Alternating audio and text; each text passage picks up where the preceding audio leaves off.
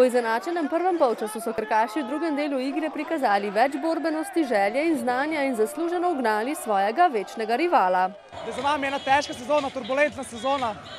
Ves je veliko menja od trenerja do igralcev. Na koncu se je trener Sašo nas je skupaj sestavil, naredili smo eno homogeno, odlično ekipo in mislim, da smo danes zasluženo zmagali. Vsako finale je neko posebno doživetje. To se, ne vem, težko bi to opisal, to je treba doživeti.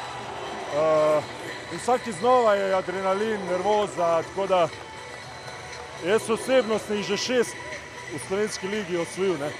In vsaki znova je nepopisno doživeti. Vseeno je, kje zmagamo, zmeri je zmaga lepa, po tako naporni sezoni.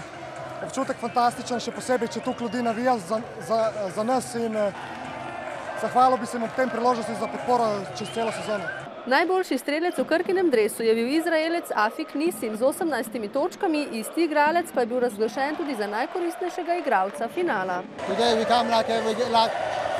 Danes smo pristopili k tekmi kot zadnja 3 srečanja, prišli smo se boriti. Borili smo se, zmagali in res sem vesel za te navijače, ki so prišli iz Novega mesta.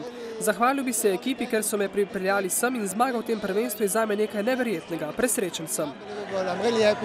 Vesel sem predvsem zaradi tega, da so fantje zdržali to naporno sezono. In poglejte, v tej sezoni nismo niti enkrat izgubili v Stožicah. To je že 3. zaporedni naslov državnih prvakov, v finalu pa so vedno porazili ravno ljubljansko Union Olimpijo.